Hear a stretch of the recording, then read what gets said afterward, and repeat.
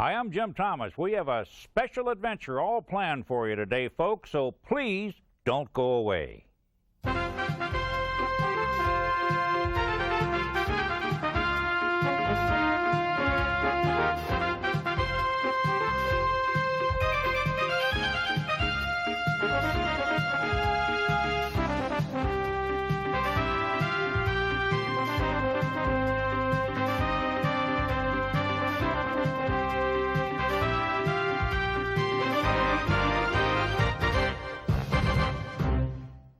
Nice to have you with us. We're deviating a bit from our regular format today in order to bring you a special Jim Thomas Outdoors program on fishing in Ecuador down in South America. We've had a lot of mail about this subject, and rather than try to select one letter and award its author a prize, we thought we might simply run our story as a complete feature with as few interruptions as possible. And we'll take a look at part one of Fishing in Ecuador right after this first break.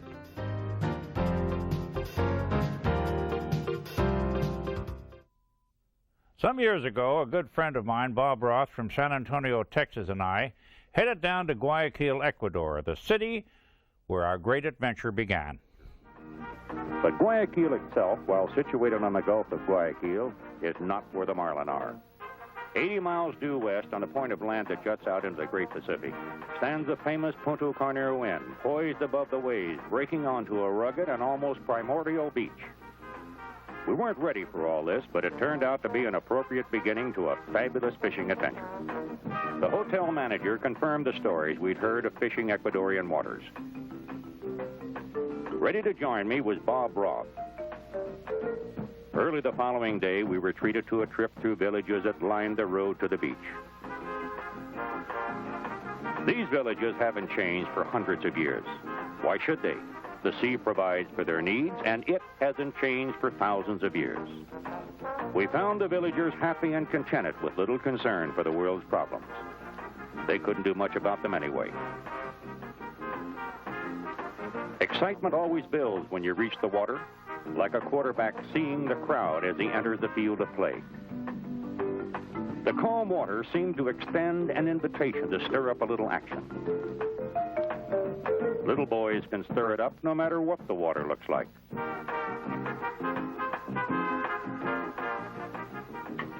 One of the most feared sea inhabitants is this sawfish.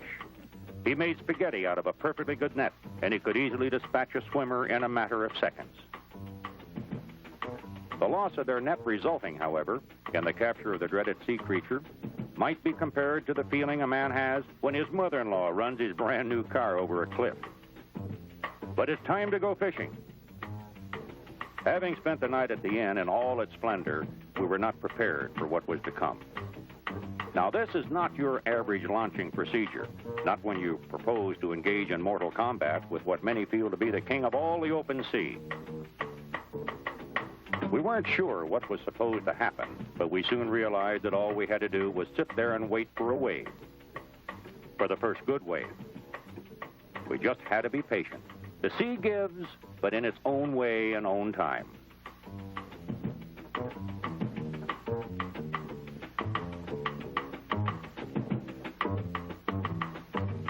We decided to give the sea a helping hand. It sure needed it as far as our further adventures were concerned. We looked a bit like these pelicans just sitting there. Maybe what we needed was a good pair of wings. Certainly different from loading at a marina, but a pleasant change of pace it was. Perhaps a bit less of the good life for Bob would have made the beach boy's job easier. This looks like the one we're waiting for, and just as quickly as a wave does its thing to lift us to freedom, thoughts of calorie counting escape from our minds.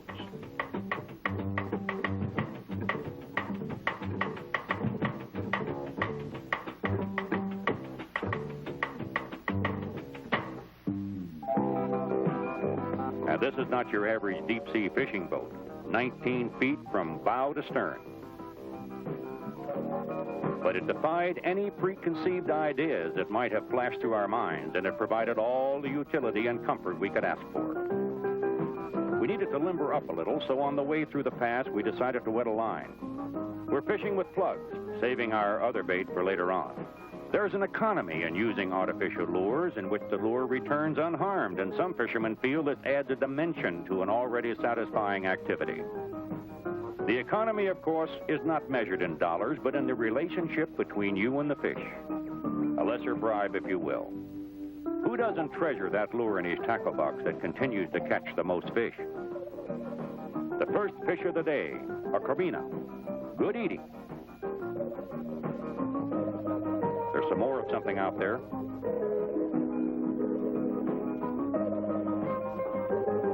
A single toss of the line, and I connected with one that meant business, hard pulling and stubborn.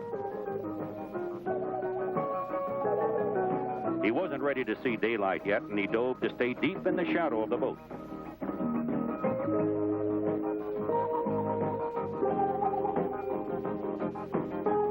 A beauty. Gave a good account of himself, and that's characteristic of the whole grouper family.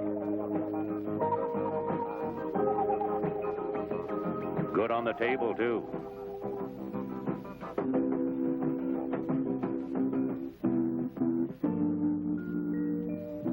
The birds say, let's go. Doesn't hurt to follow them either. If they're hungry, they seem to know where the little ones are that attract the big ones we're after. So we'll troll to a new location and see about some of this bigger action. We're still not in Marlin territory, but there's some great fishing in these waters just a few miles off the coast. Wasn't long in coming, strike. Just look at that reel spin. Tighten the drag and give a few pumps of the rod, and you send the hook home. When you feel the fish respond to the hook, you can settle down to the enjoyment of the contest. On the other end of this line is one of the gamest, fightingest, tastiest fish of the sea's menu, the dolphin, a fish the Spanish call the dorado. He'll fight you to the bitter end. They never heard the words give up, not until every sinew of their body is drained of energy.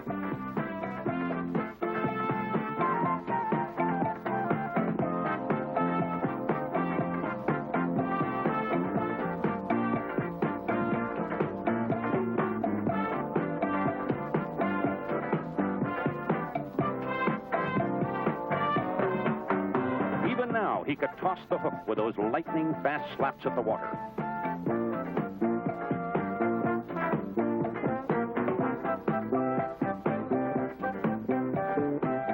Ready to call it quits after a game struggle.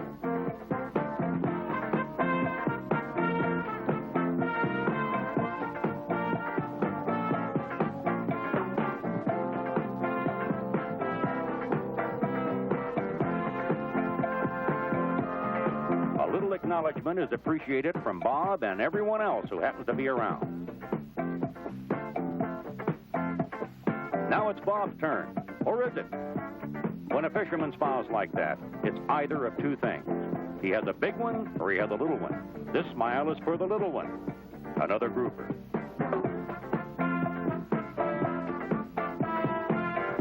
Small, but more than a few fishermen would try to sweet talk you out of it.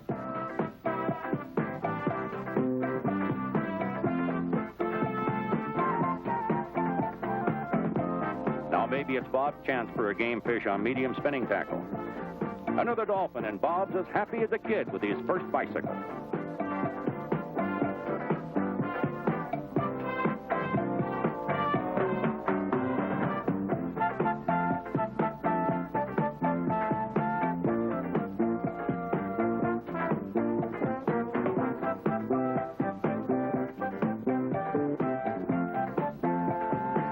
Just when you think it's all over, he comes up with more of the same. A leap like that shows you the meaning of great fishing.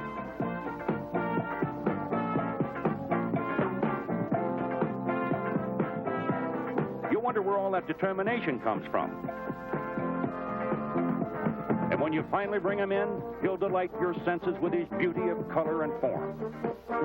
They are a very successful species with a wide range which includes all warm water oceans. The qualities that allow them to flourish in the struggle for survival, speed, and endurance are what makes them one of the most sought-after game fish in intermediate waters. How could an artist design a better-looking fish than that?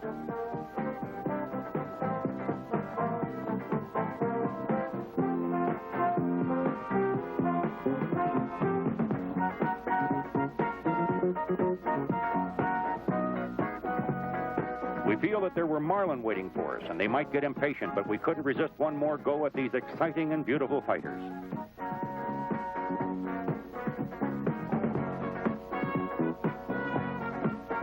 A unique flavor makes them suitable as a companion to eggs on the breakfast table.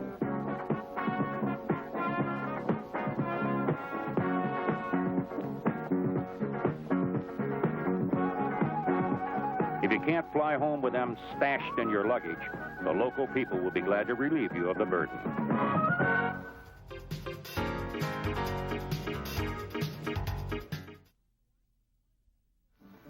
The captain stays in radio contact since we're over 50 miles at sea. This is where the big action is.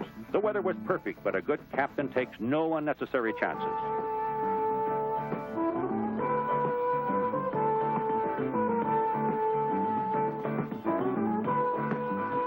Bait preparation is somewhat precise, but relatively simple in concept. Baby mackerel, ribbonfish, and ballyhoo are typical baits for billfish. Using any small cord, the head and mouth are wrapped securely.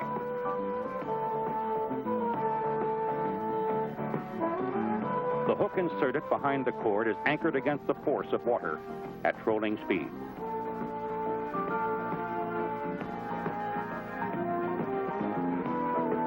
The line is looped into the outrigger clip.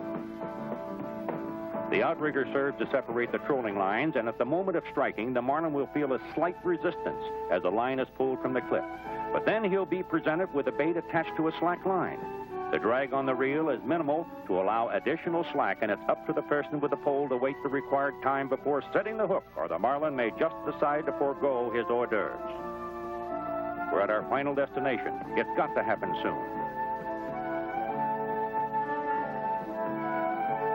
There's a stirring in the water that can't hide from the probing eyes of the lookout.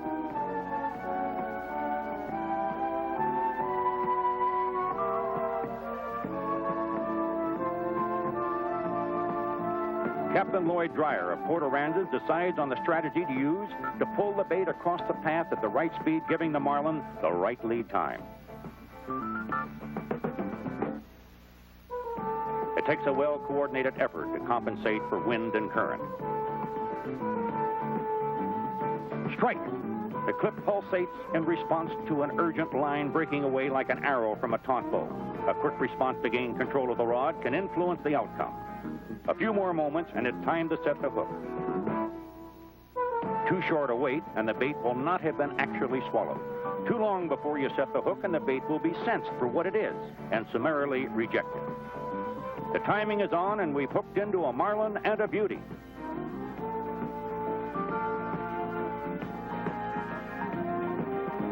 Sometimes you forget that you can't fight him standing up. Not for as long as it's going to take to get this fellow on board.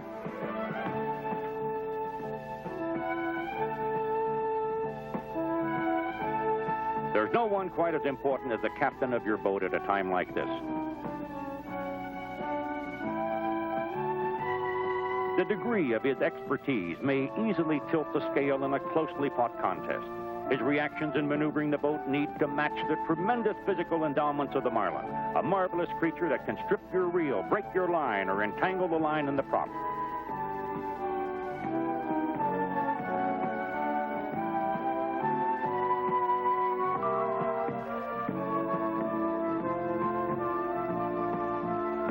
Someday when you're driving along at 45 miles an hour, think of a marlin being able to pass you waving his dorsal fin as he leaps clear of the water. That's right, 50 miles an hour for these beauties, and that's what makes him the grand prize for many a deep-sea fisherman.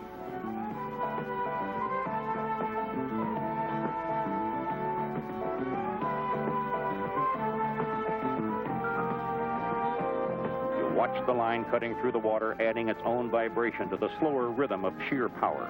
The brightness of the sky with its open visibility contrasts with the dark and mysterious domain of the sea. It adds up to real all-out fishing, and it calls for the best in man and his equipment. Here's enough action for any dedicated saltwater angler and for those who would like to be. When you begin to tire as the contest wears on, it's nice to have enthusiastic crew members as well as your compatriots to cheer you on. As he gets closer to the boat, you can appreciate the magnificence of his form and coloration. He is the product of millions of years of evolving extraordinary speed, grace, and power. You pass the word to Captain Dreyer that the end is near, but naturally he can fool you and reel off some more line.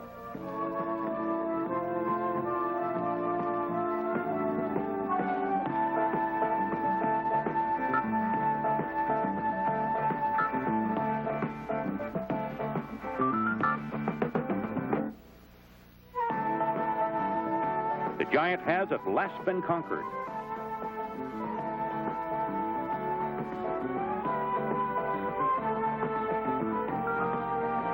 As one predator to another, you can't help but admire his spirit and determination.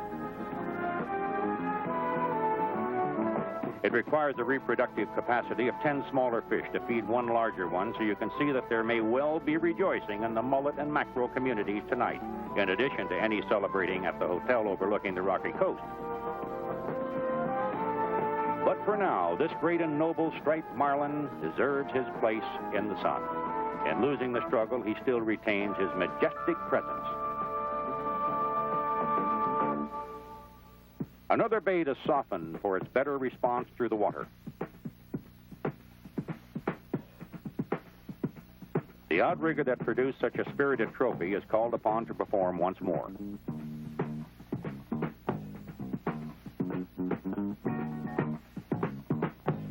Bait and teaser follow obediently behind.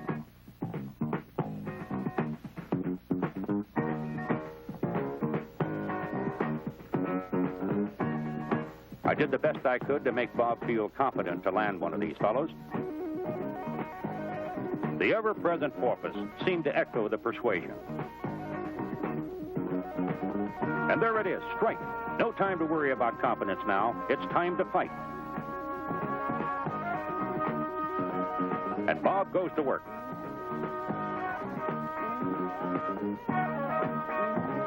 Many fishermen have expressed a certain wonder at the enjoyment they get watching their friends do the catching. Hardly any other sport gives the spectators so much involvement. Even the crew members maintain their enthusiasm. It's another big one, and Bob is giving it all he has. And that makes your part in the drama so much more rewarding when everyone on board is pulling for you.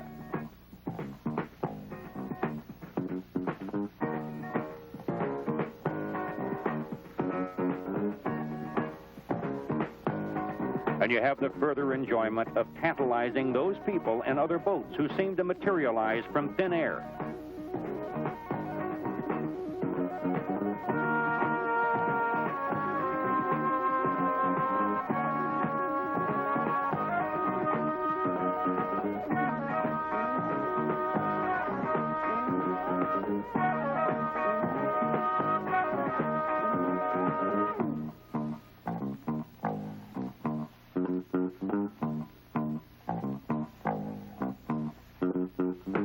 It'll soon be time to meet the adversary at close range.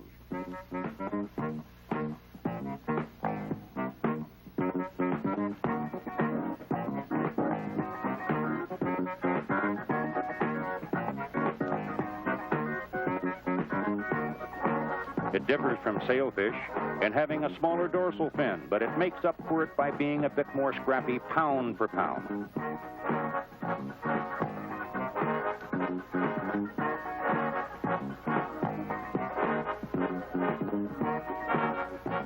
It's a strange feeling suddenly to have eye contact with this creature who has been fighting you from afar all this time. In most contests, you meet your opponent first. Certainly over 150 pounds. Bob was left speechless with the wonder of it all. No fish story would be complete without showing the ones that got away. It was too early to go home, so we caught a few more. But our limit was one each. They'll live to give another angler the pleasure we had on this day of plenty.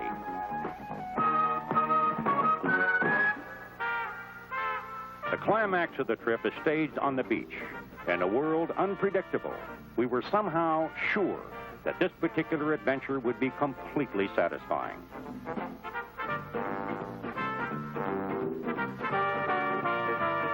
It will be warmly remembered anytime thoughts are directed to the sea, especially to the Humboldt Current that brings its vast bounty up from South Polar waters.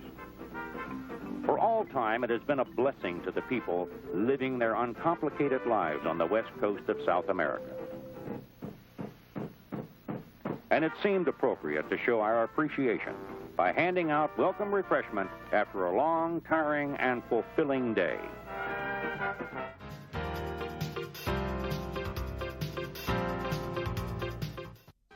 Now you know why I wanted to present the whole story on one program, and we sincerely hope it answers a lot of your questions. Back to more questions, answers, and prizes next week, folks. Until then, thanks for watching. Jim Thomas saying so long. Best of luck to you all.